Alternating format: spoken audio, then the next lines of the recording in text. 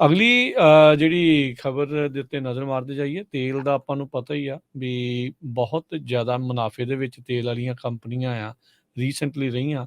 ਤੇਲ ਦੀਆਂ ਕੀਮਤਾਂ ਅਜੇ ਵੀ ਸਮਰ ਬਲੈਂਡ ਦੇ ਚੱਲਦੇ ਆਪਾਂ ਨੂੰ ਪਤਾ ਹੀ ਆ ਮਹਿੰਗੀਆਂ ਹੀ ਆ। ਜਦੋਂ ਇੱਕ ਵਾਰੀ ਤੇਲ ਦੀਆਂ ਕੀਮਤਾਂ ਵੱਧ ਜਾਣ ਫਿਰ ਘਟਣ ਦਾ ਨਾਂ ਜਲਦੀ ਕਿਤੇ ਨਹੀਂ ਲੈਂਦੀਆਂ। ਜਨਵਰੀ 2022 ਤੋਂ ਬਾਅਦ ਦੇ ਵਿੱਚ ਤੇਲ ਦੀਆਂ ਪ੍ਰਾਈਸਿਸ ਦੇ ਵਿੱਚ ਕਹਿੰਦੇ ਵੀ ਸਭ ਤੋਂ ਵੱਡਾ ਮੰਥਲੀ ਗੇਨ ਉਸ ਦੀ ਆਸ਼ੰਕਾ ਜਿਹੜੀ ਆ ਉਹ ਜ਼ਾਹਰ ਕੀਤੀ ਜਾ ਰਹੀ ਆ। ਜੁਲਾਈ ਦੇ ਵਿੱਚ ਕਹਿੰਦੇ ਵੀ ਉਹਨਾਂ ਦੀ ਬੈਸਟ ਪਰਫਾਰਮੈਂਸ ਰਹੀ ਆ ਪਿਛਲੇ 2 ਦਹਾਕਿਆਂ ਦੇ ਮੁਕਾਬਲੇ।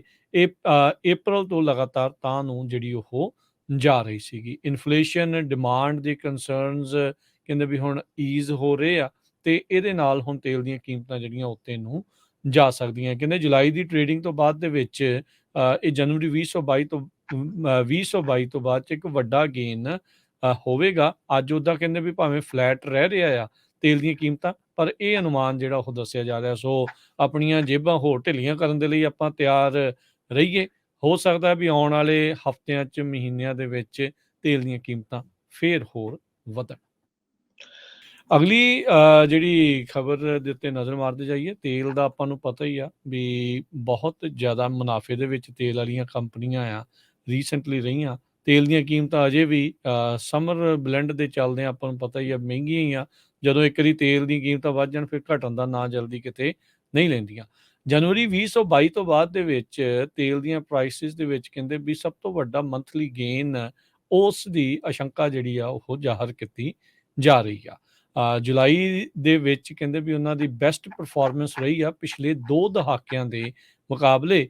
ਇਹ ਅਪ੍ਰੈਲ ਤੋਂ ਲਗਾਤਾਰ ਤਾਂ ਨੂੰ ਜਿਹੜੀ ਉਹ ਜਾ ਰਹੀ ਸੀਗੀ। ਇਨਫਲੇਸ਼ਨ, ਡਿਮਾਂਡ ਦੇ ਕਨਸਰਨਸ ਕਹਿੰਦੇ ਵੀ ਹੁਣ ਈਜ਼ ਹੋ ਰਹੇ ਆ ਤੇ ਇਹਦੇ ਨਾਲ ਹੁਣ ਤੇਲ ਦੀਆਂ ਕੀਮਤਾਂ ਜਿਹੜੀਆਂ ਉੱਤੇ ਨੂੰ ਜਾ ਸਕਦੀਆਂ। ਕਹਿੰਦੇ ਜੁਲਾਈ ਦੀ ਟ੍ਰੇਡਿੰਗ ਤੋਂ ਬਾਅਦ ਦੇ ਵਿੱਚ ਇਹ ਜਨਵਰੀ 2022 ਤੋਂ 2022 ਤੋਂ ਬਾਅਦ 'ਚ ਇੱਕ ਵੱਡਾ ਗੇਨ ਹੋਵੇਗਾ। ਅੱਜ ਉੱਦਾਂ ਕਹਿੰਦੇ ਵੀ ਭਾਵੇਂ ਫਲੈਟ ਰਹਿ ਰਿਹਾ ਆ ਤੇਲ ਦੀਆਂ ਕੀਮਤਾਂ, ਪਰ ਇਹ ਅਨੁਮਾਨ ਜਿਹੜਾ ਉਹ ਦੱਸਿਆ ਜਾ ਰਿਹਾ। ਸੋ ਆਪਣੀਆਂ ਜੇਬਾਂ ਹੋਰ ਢਿੱਲੀਆਂ ਕਰਨ ਦੇ ਲਈ ਆਪਾਂ ਤਿਆਰ ਰਹੀਏ।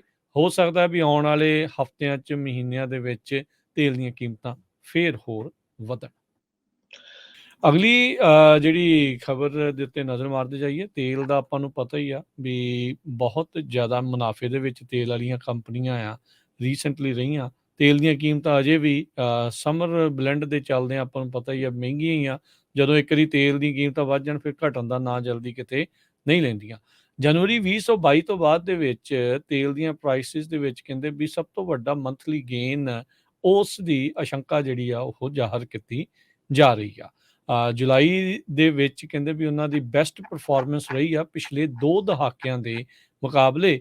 ਇਹ ਅਪ੍ਰੈਲ ਤੋਂ ਲਗਾਤਾਰ ਤਾਂ ਨੂੰ ਜਿਹੜੀ ਉਹ ਜਾ ਰਹੀ ਸੀਗੀ। ਇਨਫਲੇਸ਼ਨ, ਡਿਮਾਂਡ ਦੇ ਕਨਸਰਨਸ ਕਹਿੰਦੇ ਵੀ ਹੁਣ ਈਜ਼ ਹੋ ਰਹੇ ਆ ਤੇ ਇਹਦੇ ਨਾਲ ਹੁਣ ਤੇਲ ਦੀਆਂ ਕੀਮਤਾਂ ਜਿਹੜੀਆਂ ਉੱਤੇ ਨੂੰ ਜਾ ਸਕਦੀਆਂ। ਕਹਿੰਦੇ ਜੁਲਾਈ ਦੀ ਟ੍ਰੇਡਿੰਗ ਤੋਂ ਬਾਅਦ ਦੇ ਵਿੱਚ ਇਹ ਜਨਵਰੀ 2022 ਤੋਂ 2022 ਤੋਂ ਬਾਅਦ 'ਚ ਇੱਕ ਵੱਡਾ ਗੇਨ ਹੋਵੇਗਾ। ਅੱਜ ਉੱਦਾਂ ਕਹਿੰਦੇ ਵੀ ਭਾਵੇਂ ਫਲੈਟ ਰਹਿ ਰਿਹਾ ਆ ਤੇਲ ਦੀਆਂ ਕੀਮਤਾਂ, ਪਰ ਇਹ ਅਨੁਮਾਨ ਜਿਹੜਾ ਉਹ ਦੱਸਿਆ ਜਾ ਰਿਹਾ। ਸੋ ਆਪਣੀਆਂ ਜੇਬਾਂ ਹੋਰ ਢਿੱਲੀਆਂ ਕਰਨ ਦੇ ਲਈ ਆਪਾਂ ਤਿਆਰ ਰਹੀਏ। ਹੋ ਸਕਦਾ ਵੀ ਆਉਣ ਵਾਲੇ ਹਫ਼ਤਿਆਂ 'ਚ, ਮਹੀਨਿਆਂ ਦੇ ਵਿੱਚ ਤੇਲ ਦੀਆਂ ਕੀਮਤਾਂ ਫੇਰ ਹੋਰ ਵਧਣ। ਅਗਲੀ ਜਿਹੜੀ ਖਬਰ ਦੇ ਉੱਤੇ ਨਜ਼ਰ ਮਾਰਦੇ ਜਾਈਏ, ਤੇਲ ਦਾ ਆਪਾਂ ਨੂੰ ਪਤਾ ਹੀ ਆ ਵੀ ਬਹੁਤ ਜ਼ਿਆਦਾ ਮੁਨਾਫੇ ਦੇ ਵਿੱਚ ਤੇਲ ਵਾਲੀਆਂ ਕੰਪਨੀਆਂ ਆ ਰੀਸੈਂਟਲੀ ਰਹੀਆਂ। ਤੇਲ ਦੀਆਂ ਕੀਮਤਾਂ ਅਜੇ ਵੀ ਸਮਰ ਬਲੈਂਡ ਦੇ ਚੱਲਦੇ ਆਪਾਂ ਨੂੰ ਪਤਾ ਹੀ ਆ ਮਹਿੰਗੀਆਂ ਹੀ ਆ। ਜਦੋਂ ਇੱਕ ਵਾਰੀ ਤੇਲ ਦੀਆਂ ਕੀਮਤਾਂ ਵੱਧ ਜਾਣ ਫਿਰ ਘਟਣ ਦਾ ਨਾਂ ਜਲਦੀ ਕਿਤੇ ਨਹੀਂ ਲੈਂਦੀਆਂ। ਜਨਵਰੀ 2022 ਤੋਂ ਬਾਅਦ ਦੇ ਵਿੱਚ ਤੇਲ ਦੀਆਂ ਪ੍ਰਾਈਸਿਸ ਦੇ ਵਿੱਚ ਕਹਿੰਦੇ ਵੀ ਸਭ ਤੋਂ ਵੱਡਾ ਮੰਥਲੀ ਗੇਨ ਉਸ ਦੀ ਆਸ਼ੰਕਾ ਜਿਹੜੀ ਆ ਉਹ ਜ਼ਾਹਰ ਕੀਤੀ ਜਾ ਰਹੀ ਆ। ਜੁਲਾਈ ਦੇ ਵਿੱਚ ਕਹਿੰਦੇ ਵੀ ਉਹਨਾਂ ਦੀ ਬੈਸਟ ਪਰਫਾਰਮੈਂਸ ਰਹੀ ਆ ਪਿਛਲੇ 2 ਦਹਾਕਿਆਂ ਦੇ ਮੁਕਾਬਲੇ। ਇਹ ਅਪ੍ਰੈਲ ਤੋਂ ਲਗਾਤਾਰ ਤਾਂ ਨੂੰ ਜਿਹੜੀ ਉਹ ਜਾ ਰਹੀ ਸੀਗੀ। ਇਨਫਲੇਸ਼ਨ, ਡਿਮਾਂਡ ਦੇ ਕਨਸਰਨਸ ਕਹਿੰਦੇ ਵੀ ਹੁਣ ਈਜ਼ ਹੋ ਰਹੇ ਆ ਤੇ ਇਹਦੇ ਨਾਲ ਹੁਣ ਤੇਲ ਦੀਆਂ ਕੀਮਤਾਂ ਜਿਹੜੀਆਂ ਉੱਤੇ ਨੂੰ ਜਾ ਸਕਦੀਆਂ। ਕਹਿੰਦੇ ਜੁਲਾਈ ਦੀ ਟ੍ਰੇਡਿੰਗ ਤੋਂ ਬਾਅਦ ਦੇ ਵਿੱਚ ਇਹ ਜਨਵਰੀ 2022 ਤੋਂ 2022 ਤੋਂ ਬਾਅਦ 'ਚ ਇੱਕ ਵੱਡਾ ਗੇਨ ਹੋਵੇਗਾ। ਅੱਜ ਉੱਦਾਂ ਕਹਿੰਦੇ ਵੀ ਭਾਵੇਂ ਫਲੈਟ ਰਹਿ ਰਿਹਾ ਆ ਤੇਲ ਦੀਆਂ ਕੀਮਤਾਂ, ਪਰ ਇਹ ਅਨੁਮਾਨ ਜਿਹੜਾ ਉਹ ਦੱਸਿਆ ਜਾ ਰਿਹਾ। ਸੋ ਆਪਣੀਆਂ ਜੇਬਾਂ ਹੋਰ ਢਿੱਲੀਆਂ ਕਰਨ ਦੇ ਲਈ ਆਪਾਂ ਤਿਆਰ ਰਹੀਏ। ਹੋ ਸਕਦਾ ਵੀ ਆਉਣ ਵਾਲੇ ਹਫ਼ਤਿਆਂ 'ਚ, ਮਹੀਨਿਆਂ ਦੇ ਵਿੱਚ ਤੇਲ ਦੀਆਂ ਕੀਮਤਾਂ ਫੇਰ ਹੋਰ ਵਧਣ।